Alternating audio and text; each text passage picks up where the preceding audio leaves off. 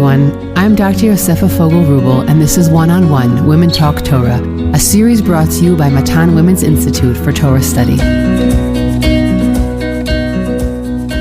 Welcome back to Matan's One-on-One podcast, where we spend 30 minutes speaking about the Parsha. Our episodes in the book of Breshit will focus on family and interpersonal dynamics. These conversations aspire to be candid, insightful, and respectful. We aim not to psychoanalyze the biblical figures, but to learn from them as we stumble through our own beautifully messy lives. It's still not too late to register for yearly classes. Check out the Matan website and all social media platforms for relevant information. If you would like to sponsor a podcast episode in honor or memory of a loved one, please contact the Matan office via telephone or email us at podcast@matan.org.il.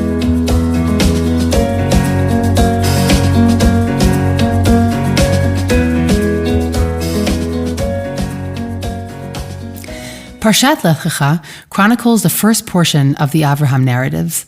It opens with the monumental command that Avram leave for Canaan, and then continues with his jarring descent to Egypt in the wake of famine, where he presents Sarai as his sister, lest she be taken by the Egyptians. Avram decides to separate from his nephew Lot, who will be the topic of today's conversation, and it is in the wake of this parting of ways that Avram is promised the land of Israel for his descendants. This is followed by the narrative of the war between the 4 and 5 kings and Avram's first real foray into local geopolitics. Avram then partakes in the covenant of the pieces, Brit Bein HaPtarim, and God reveals the nation's future role as slaves, while simultaneously promising him and the nation that they will inherit the land of Israel. This promise seems puzzling at this point in Breshit, but for those who know the story's continuation, they understand how this promise ultimately plays out. The rest of the Parsha, in one way or another, dances around the promise of progeny. Initially, this promise seems threatened, both because Avram and Sarai have no children, and because he births a child through Hagar, whom Sarai does not want around her home. Hagar is sent away, and Ishmael is born outside their home and promised his own unique destiny, albeit not the one God seems to be promising Avram. After this, God changes the names of both Avram and Sarai, and promises him that despite their old age, they too will have a son. The Parsha ends with Abraham's Brit Milah at the age of 99. Parshat Lecha really dances around the two covenants of land and progeny, and how, despite life's fragility and its windy course, God will realize them through the conduits of Abraham and Sarah. Brit Milah is a covenant intimately connected with the promise of progeny, and the Brit Bein HaPtarim, the covenant of the pieces, intertwines with the promise of land. Both of these foundational covenants involve a degree of travail, physical comfort and sometimes infertility in the case of Brit Milah and progeny, and enslavement and conquest in the case of land inheritance. No divine promise, it seems, can be fulfilled without paralleled heroic human efforts. Today I have the pleasure of sitting down with Rabbi Johnny Solomon, teacher, rabbi, and spiritual coach. You can read more about his endeavors on his website, rabbijohnnysolomon.com, and you can read his daily thoughts on the Daf Yomi, both on his website and on his Facebook page. Rabbi Solomon co-hosts the podcast RZ Weekly and teaches in Matan's Beit Shemesh branch. This year he will be teaching a course on Rambam's Yesodei Torah. Rabbi Solomon, it's a pleasure to have you here. Thank you so much for having me. I follow you on Facebook, I'm not going to lie. And I will let you know that my chavruta and I learned the unbelievable source packet you shared online of interesting shutim, interesting responsa that I think you taught as a Matan course in the past, and we had a blast. And I'm going to be giving a class later this afternoon from that very same packet, this one on the Besamim Rosh. Yes. So we had a total blast, so I want to thank you for that. It was our summer fun.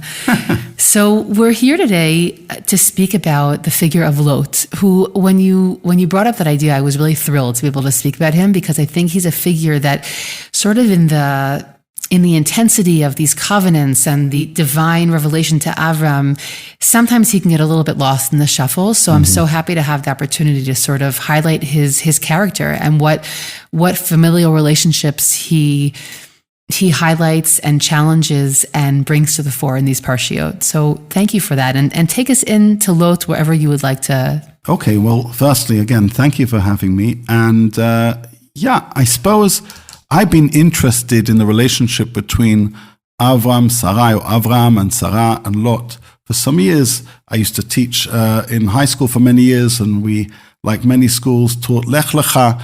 And the more you look at those psukim, the more you realize that something's happening in that family dynamic. But it was only a couple of years ago when I read a fabulous article published in Tradition by Dr. Nechama Price titled Complexity or Simplicity, the True Character of Lot, where I realized that there was another way to make sense of Lot and the relationships he has with Avram and Sarah, and perhaps what he's striving to achieve, and perhaps even his frustrations as an individual, what he wants to be doing, even though, as you say, and as we've noted, perhaps the outcome of his actions are disappointing, as seen by his uncle and aunt, and in fact, disappointing as seen by us as readers of Tanakh. So we begin the story right at the end of Parshat Noach, where we're told that Lot's father Haran dies, and he's taken in under the wing by his uncle and aunt. We don't exactly know how old Lot is at this time. What we do know is that when Avram departs, he is 75 years old. Sarah would be 65. And an estimated calculation would be that Lot perhaps is in his maybe 20s, 30s, or 40s. He is an adult as we see it, perhaps a young adult as we understand it in terms of the lifespan of those biblical characters. And he goes, as was done then, into the home of Avram and Sarah and joins them on their journey. And they go, as we know, on a tumultuous journey, following the call of Lech, Lecha. And they journey, and in so doing, try and inspire others before they go and as they go, and try and be a beacon of monotheism wherever they go. And the question really is, what happens in terms of the life of Lot? Now, from the verses, certainly the first few chapters in Parshat Lech Lecha, it seems to be that you have a relationship that devolves over time. And as Professor Nechama Leibovitz and others have detailed, perhaps this is due to the increase in wealth and of possessions in the life of Avram and in the life of Lot.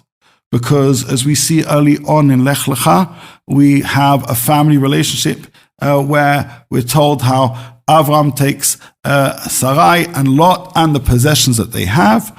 But in the forthcoming chapters, we see that the possessions seem to come between, quite literally, in the verses, between Avram and Lot. And then, of course, we have this proclamation that there seems to be strife between those looking after the animals of Avram and Lot. And Avram says to Lot, his nephew, Anati meriva beni uvenecha, uven ro'ai uven ro'echa. And then Lot chooses to move to Sdom, and we all see that as being a heinous moral choice. And from then on, he is ultimately tainted in the eyes of the biblical reader. And that's generally how we see him. But then Dr. Price says, perhaps we see him wrong. Because though he is often portrayed as an anti-hero, maybe, in fact, he is striving to do good. And she quotes numerous Mefarshim, such as the Radak, who says, when he was in the house of Avram and Sarah, and they were really trying to be Mekarev Rachokim, Vet HaNefesh Asher Asu B'Charan, was Lot involved? And according to the Radak, yes, he was. He was doing as his uncle and aunt did. And as they journeyed, was he part and parcel of the mission of Avram and Sarah in trying to spread the name of monotheism? And we see indications that yes, too, he did.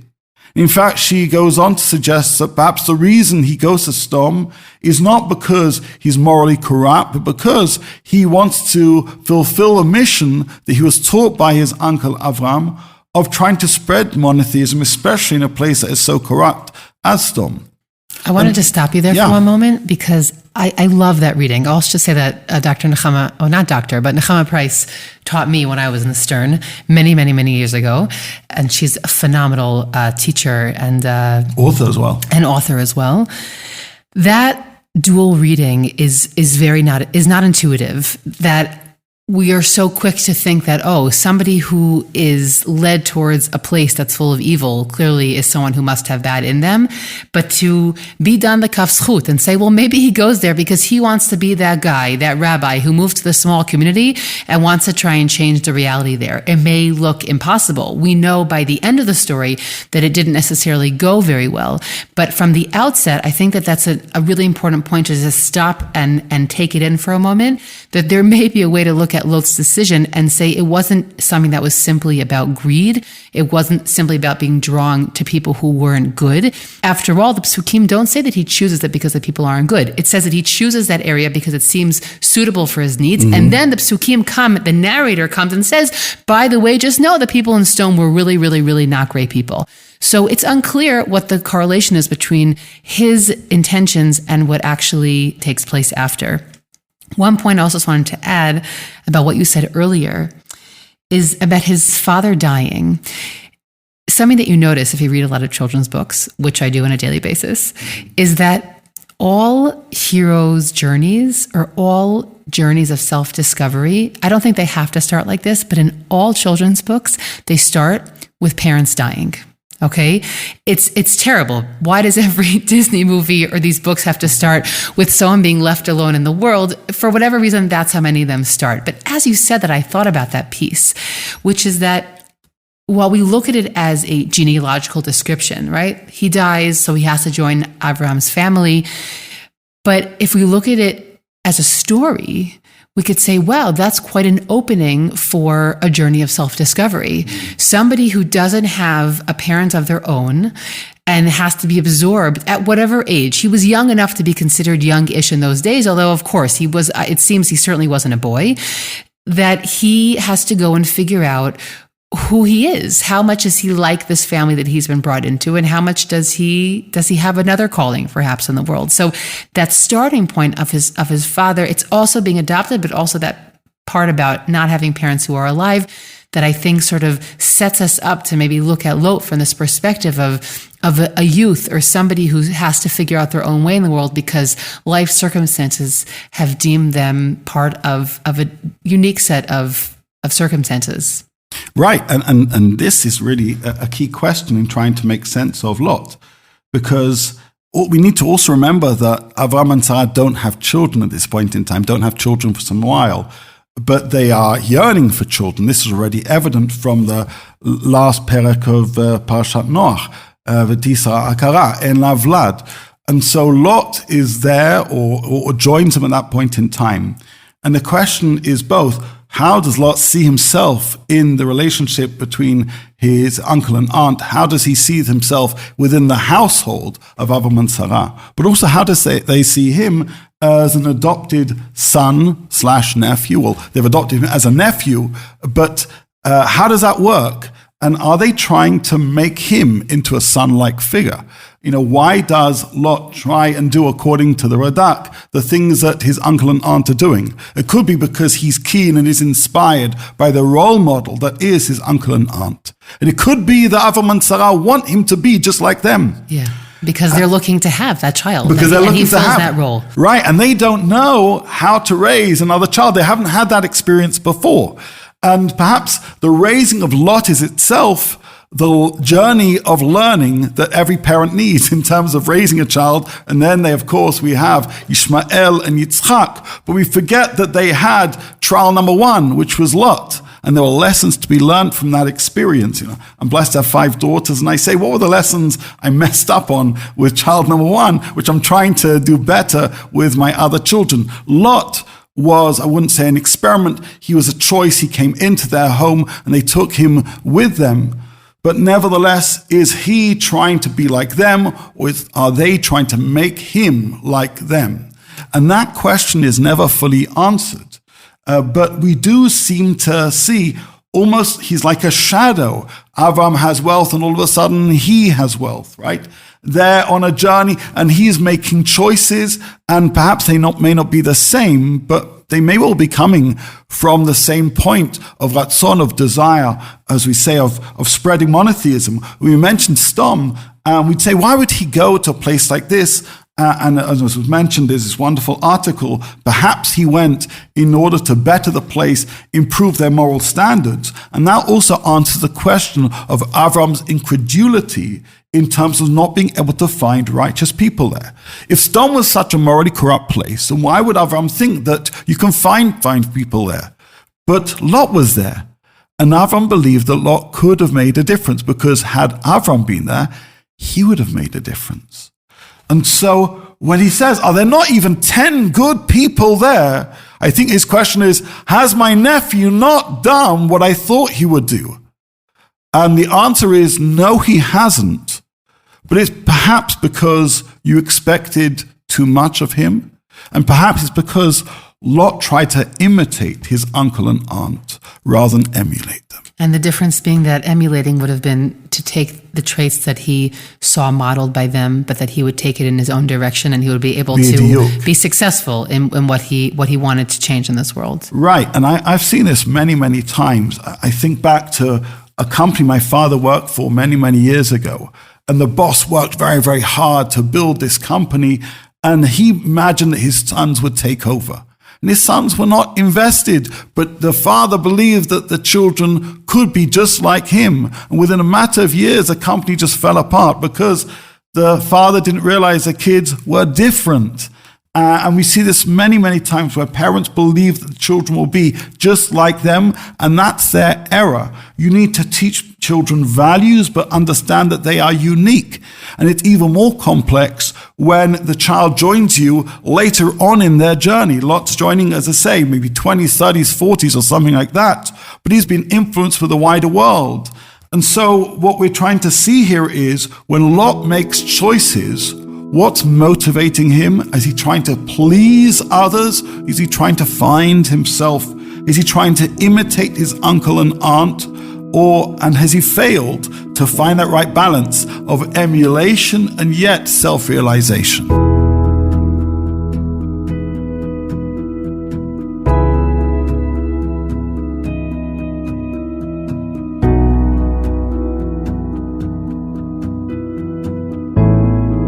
You know, I'll take a step back.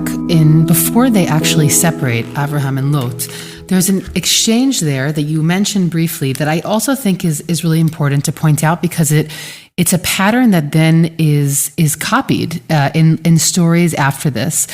I'm looking here at the 13th chapter of Sefer Breshit, when Avram looks at Lot, who also is very wealthy, and he says, I don't want to be fighting with you. He says in the 8th verse, as you said before, Baal Peh, he says, Al nati meriva beini uveinecha, uvein ro'ai uvein ro'echa, ki anashim achim anachnu. And it's funny because this is a phrase that's repeated later by the brothers of Yosef. It says, I don't want us to fight because we're family. I'm going to translate achim here as family. And there's an assumption, and this also I think is super interesting to look at in light of family dynamics. He says siblings shouldn't have these kinds of disputes.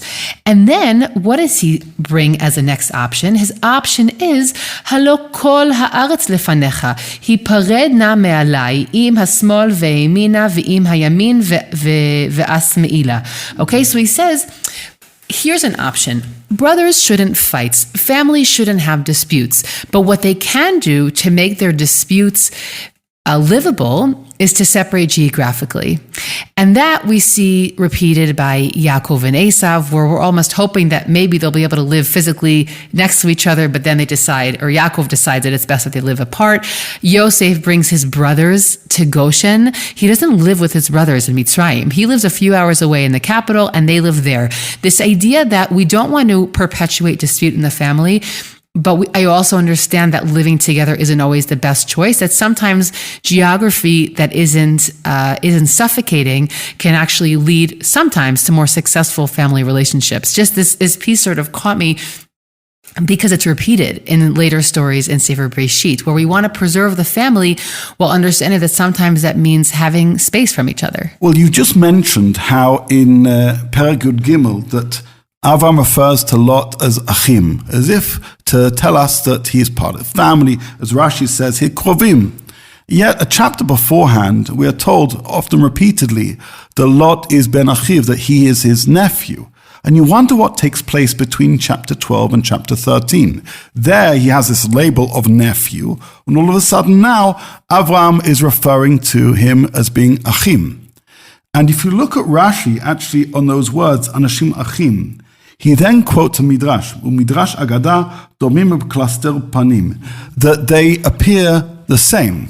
And you wonder, well, is this a new thing? Surely they appeared the same in chapter 12, or in chapter 11 we're introduced to Lot. And I think that Rashi chooses to mention this fact here informs us that a shift is taking place. Rather than an uncle-nephew dynamic, Avram sees Lot growing up. He sees more similarities in Lot. It's not just that Lot looks like Avram now, it's that Avram notices the similarities. And he sees him as being a grown-up with his own needs. And he's pivoting in terms of perhaps the kind of guidance he gives him. Rather than simply follow me, he's trying to tell Lot, follow yourself, be yourself. In fact, it's worthwhile noting here too that, later on we see that Avram parts ways with Hagar and Ishmael. Earlier on, we've seen him part ways with his family. And so the parting ways with Lot isn't unique to Avram. But what we're seeing here is a reason why. Avram doesn't like argumentation. He tries to avoid arguing with his father. He sees that they're on a different page. They part ways. He sees here that his nephew is now an adult and he wants to foster independence. And so he gives him advice as Achim because he sees him more as somewhat of an equal. Later on, of course, the story and the dynamic with Hagar and Ishmael is different. But this too plays into this question of maybe when he was younger, Avram and Sarah tried to treat him as a younger person and wanted him to be like them, or he wants to be like them. That itself is unclear. But from this point on, he's being nudged to follow his own path. And yet the question really is, what is that? One point before you move on to that question is that if we look at the chronology at face value, on one hand, he treats him as somewhat of an equal, realizes that Lot's growing up, but in the chapter after, he has to be rescued by Avram. Yes. And that is like that funny dynamic when your adult child comes and asks you to do your laundry for them, where they really want their independence, but sometimes they also need to lean into the fact that they could be taken care of by somebody else. And while that's a perfectly natural human need, there's something confusing about it. And it points to the complexity. Now, I am years away from this in my parenting of my children, but I can relate to it as a child with parents, that complexity of being the child, but already being an adult, and the gray boundaries between those relationships. That on one hand, you want to be an equal, but sometimes you're also going to need to be rescued. Absolutely. By the way, we're recording in Efrat. My daughter's a Komanarit in Efrat. And when she heard that I was coming to the neighborhood, she said, "Daddy, can you bring me this, that, and the other?" Yeah. She's a big girl, but still she's a child. And I think that's exactly the point. So it's interesting. Years ago, I was in a summer course in Bar Ilan with the professor who's still there, Professor Tzvi Shimon, and he put forward the following theory, and I actually think that it complements very well what you've been putting forward here. He said that there's a theory that characters or figures in Tanakh are often presented in binaries, that they're either good or they're bad. We can all agree or disagree with that theory. I largely disagree with it. But what he says is that one of the first ways that we see that theory is not so accurate in Tanakh study is because of the figure of Lot. Mm-hmm. He says you first meet Abraham and Sarah, or Avram and Sarai, who are clearly representing a positive morality, trying to put forward something new in the world. And you have some very classic negative figures in these parshiot. He says, but then you have Lot. Lot is presented in a number of places also in the evening. We have the emphasis on the evening, which is sort of this dusk time. It's not day or it's not night. He's physically, as you said before, physically presented in psukim in between the older figures, that he's constantly presented somewhere in the middle. And this question of how do we evaluate Lot's actions really emphasizes, or strengthens this theory, or this theory emboldens what you've already said today, which is that he's somewhere in the middle. And we'll see that playing out completely when it comes to Yitzchak. Meaning this question of how much does Yitzchak preserve, put forward, move forward the mission and the ideas of Avram is the main question when it comes to understanding the Yitzchak narratives. But what you're saying is that it really already comes to the fore in a way with their first child, right? Or their first attempt at parenting, right? Halavai, that we could all, erase the mistakes we make with the first, that they comes to the fore also with Lot. And this question of, he's constantly sort of this great figure. And I'll also jump to the end of the Stom story, which is, of course, very complex, or perhaps I'll just say immoral sexual relationship with his daughters, which it's their choice, meaning they choose to bring the events to where they do. But perhaps one of the most condemning parts of that story is that Lot is not aware. That in those verses it says that Lot doesn't know what happens, and it even happens 2 nights in a row.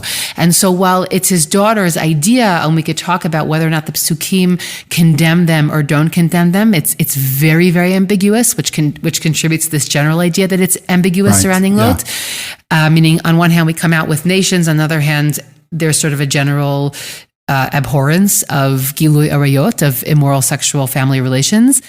But perhaps the biggest issue is that Lot remains unaware throughout the whole process. And so we end off again on this note of, is it just a demise of Lot, or are we somehow comforted by the fact that his family does persist in the world and there are nations that he is an ancestor of?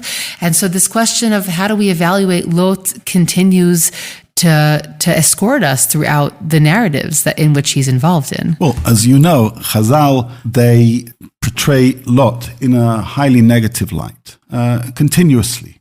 And whenever reference is made to Lot, it is based on the poor choices he makes and the legacy that he leaves. But it's a mixed legacy. And, you went and you described how this professor talks about certain personalities being black and white and Lot being perhaps a reflection of grey. But overall, when we read stories, we also mentioned previously children's stories, we like to talk about goodies and baddies, right? Who is on the right side of the law and who is on the bad side of the law. But oftentimes our enemies or the people that we find morally corrupt are a lot more similar to us than we'd ever imagine.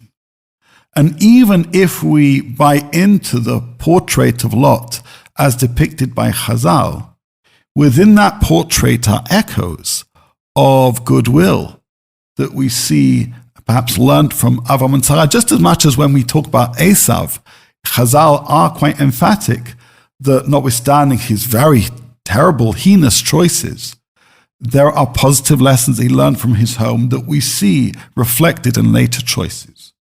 So whether we go in that direction, we know that he learned a lot from Avram and Sarah. My feeling, though, is that's part of the typecasting that Chazal do to make the lessons of Tanakh a little bit more lucid to perhaps a more common reader.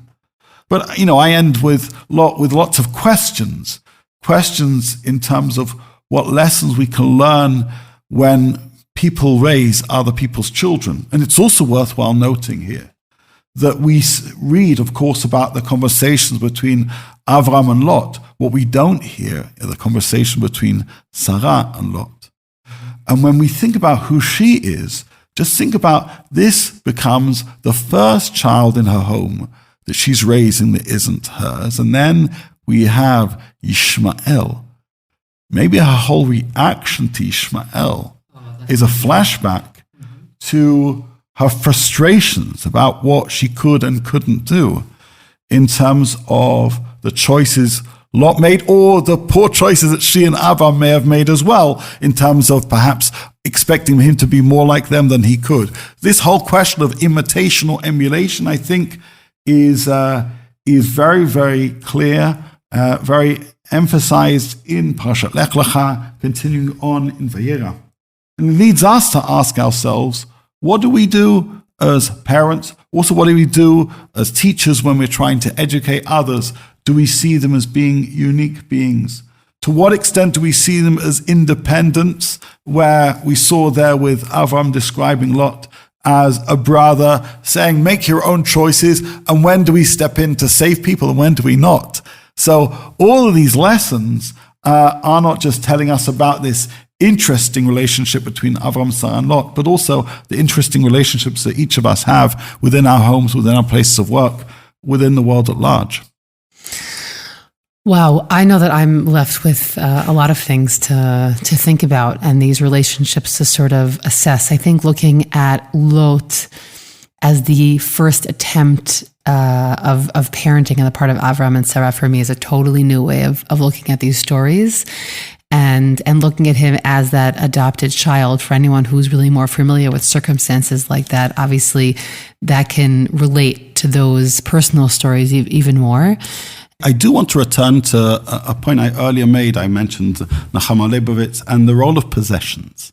We've spoken about family dynamics and relationships and the uncle and the aunt and the nephew, and whether this is really an adopted child, which he isn't really, because he joins their family, perhaps, say, in his 30s or 40s, but still he's under their wing.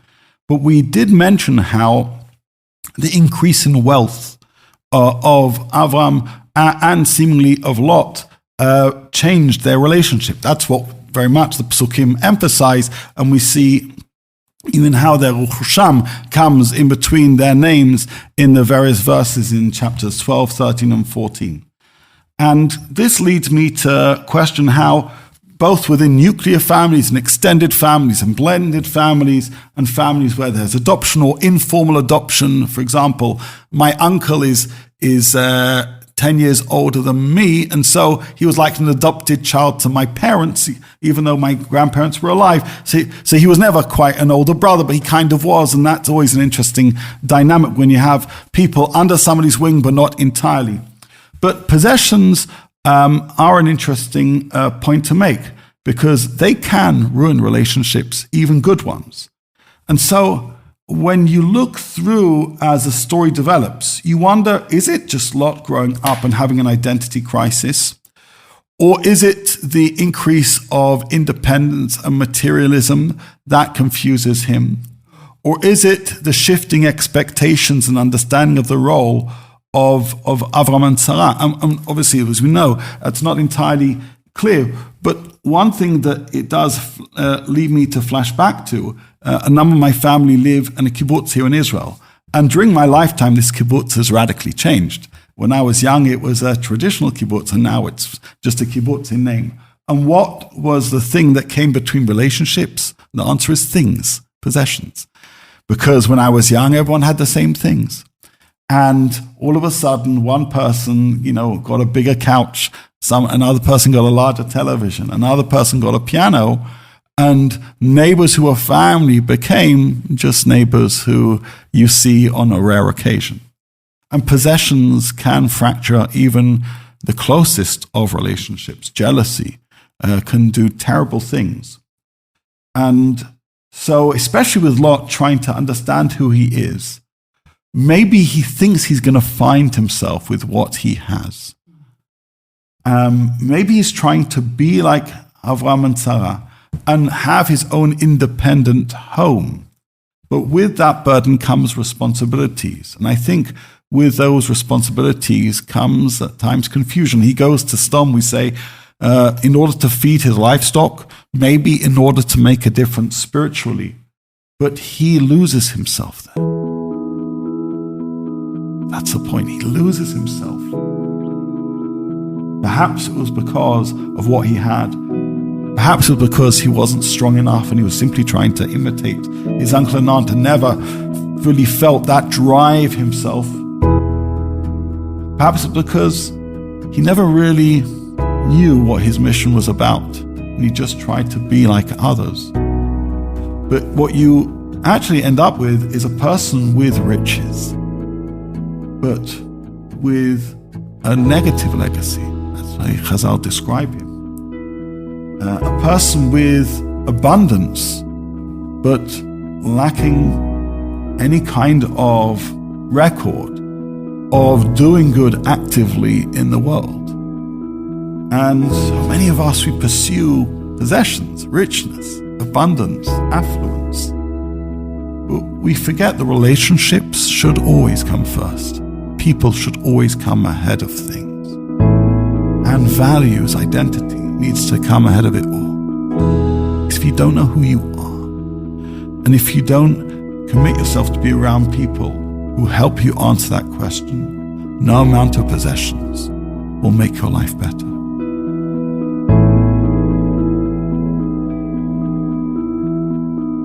I think on that note, we'll close today's conversation. But I thank you. This was utterly thought-provoking, and I'm sure will open up many new ways to think about the figure of Lot in this Parsha and the next Parsha. And it was wonderful to have a chance to meet you. You too. Thank you so much. I hope you've enjoyed this conversation as much as I did. I'm Dr. Yosefa Fogel-Rubel, and this is One-on-One Women Talk Torah, a series brought to you by Matan Women's Institute for Torah Study. Please do One-on-One and Women's Torah Learning a small favor by sharing this podcast with family and friends so that we can reach new listeners. You can stream and download these episodes on Spotify, iTunes, Google Podcasts, SoundCloud, and Matan's website. Don't forget to leave us a 5-star review in the comments. Please send us any feedback at podcast@matan.org.il. That's podcast@matan.org.il. Thanks for listening, everyone.